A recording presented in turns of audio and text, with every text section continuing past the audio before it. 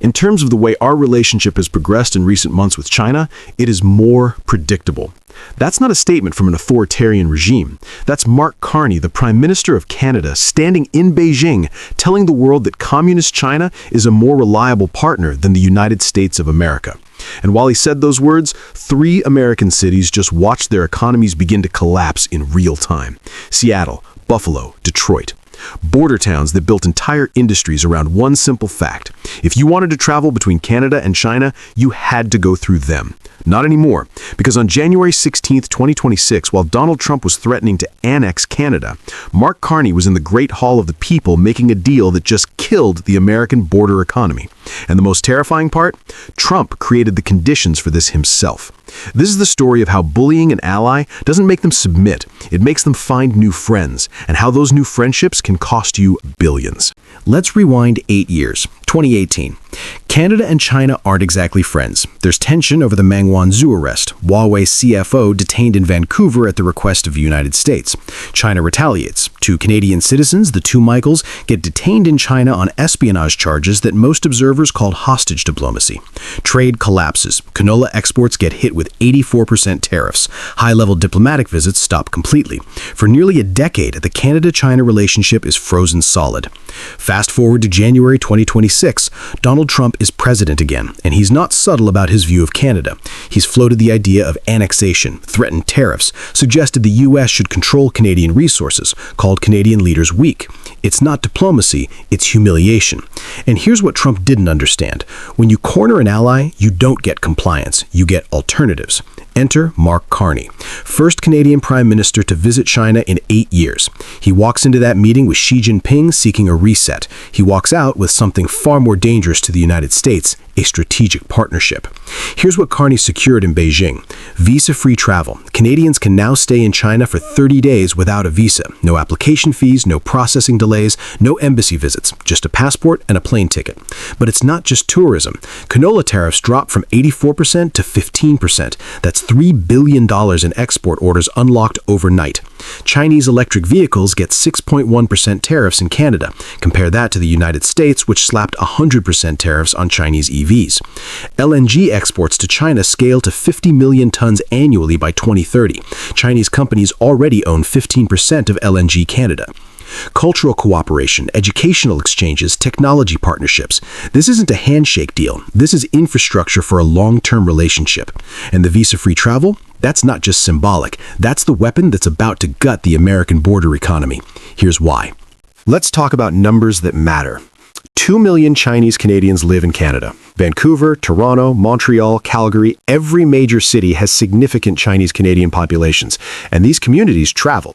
They visit family, conduct business, attend weddings, buy property. Previously, they needed visas for China, manageable but inconvenient. And here's the critical detail. Many of them flew through American airports to get cheaper fares or better connections. Seattle-Tacoma International, Detroit Metro. They'd land, spend money in American hotels, eat at American restaurants, rent American cars, then continue to China. Visa-free access eliminates that routing entirely. Direct Vancouver to Beijing, direct Toronto to Shanghai, no layovers in Seattle, no spending in Detroit. 2 million people with zero reason to transit through the United States. But it gets worse. 300,000 Chinese tourists visited Canada in 2024. That number is projected to double to 600,000 within 3 years under visa-free access. And here's how they used to travel. Fly to Seattle or New York or Los Angeles, spend a few days touring American cities, cross the land border into Canada, visit Niagara Falls and Toronto, then return through U.S. borders to catch flights home. This routing was a goldmine for U.S. border cities. Chinese tourists spending thousands of dollars in American economies before they ever reached Canada. With visa-free access to Canada, that routing disappears. Chinese tourists now fly directly to Toronto or Vancouver. No U.S. detour, no dual country itinerary, no spending in Buffalo or Detroit or Seattle. And there's a catalyst that makes this immediate. Canada co-hosts the FIFA World Cup in 2026. Vancouver and Toronto are host cities. Millions of international visitors expected. Chinese football fans will attend in massive numbers, and with visa-free access, they fly directly to Canada, stay in Canadian hotels, spend in Canadian shops, watch the matches, and fly home. Buffalo won't see them. Detroit won't see them. Seattle won't see them. The World Cup isn't just a missed opportunity, it's proof of concept for the new normal. But wait, you might be thinking, can't Americans get visa-free access to China too? No. U.S. citizens still require visas for China. The application costs $140, requires an in-person interview at a Chinese consulate, takes weeks to process, and approval isn't guaranteed. Canada just leapfrogged the United States in access to the world's second-largest economy. Let's get specific about who loses. Seattle-Tacoma International Airport. This was a massive Asia-Pacific hub. Chinese Canadians and Chinese tourists used it as a gateway. Landing fees, passenger spending, hotel revenue, car rentals, all captured from Canada-China transit. Gone. Buffalo, New York. The Peace Bridge connects Fort Erie, Ontario to Buffalo. Chinese tourists visiting Niagara Falls on the Canadian side often crossed to the American side. Buffalo hotels, outlet shopping, restaurants, the local economy relied on Canadian crossings. Now, Chinese tourists stay on the Canadian side.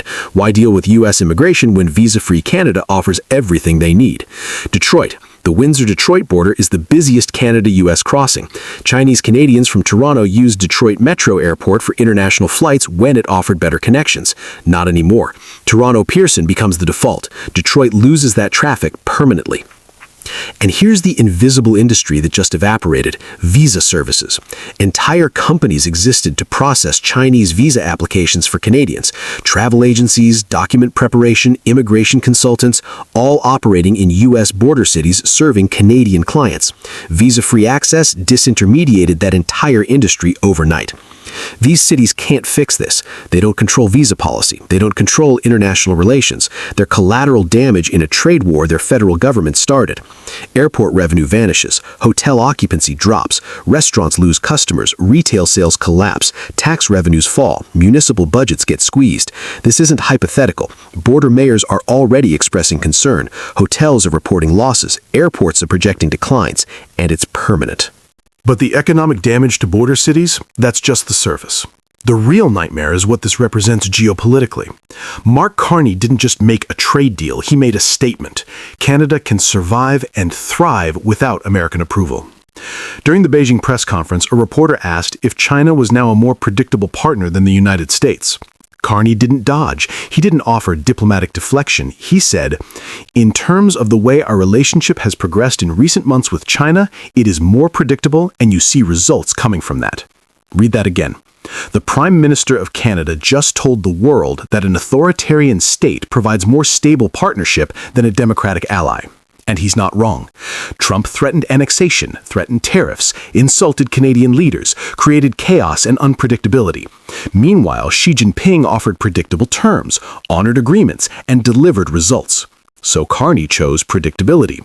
And here's what makes this irreversible. Infrastructure creates path dependency. Air Canada is adding routes to China. Chinese carriers are increasing frequency, new city pairs, more options, better pricing. Once those routes are established, once airport slots are allocated, once aircraft are positioned and marketing is launched, that infrastructure doesn't easily reverse. Even if politics sour, the commercial infrastructure remains. Canadian hotels are investing in Mandarin-speaking staff, Chinese payment systems, cultural training, all targeting the Chinese tourist influx. Travel agencies in China are promoting Canada packages, simplified by visa-free access. Rocky Mountains, Niagara Falls, Northern Lights, all marketed directly. Once built, this system sustains itself. In the United States, permanently excluded. So what does this mean going forward? First, Trump's leverage is gone. He can't threaten Canada into abandoning this partnership. He can't impose costs that exceed the benefits Canada is receiving. He can't offer an alternative that matches China's market size and investment capacity. Every threat he made pushed Canada toward this moment. Every tariff made diversification urgent. Every insult made partnership with China politically easier at home.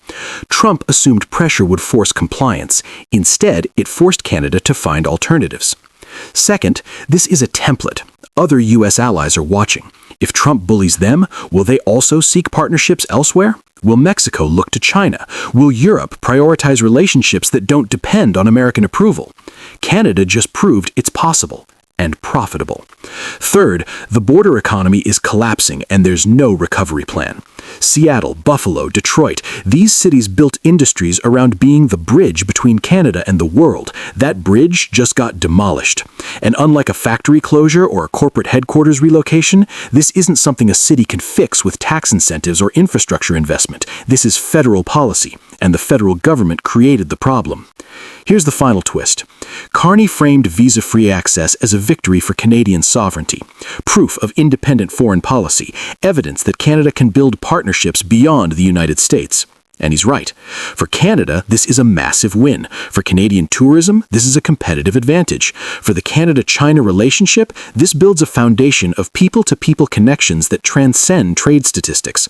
But for the United States, for American border cities, for the idea that allies have no choice but to align with Washington, this is a catastrophe.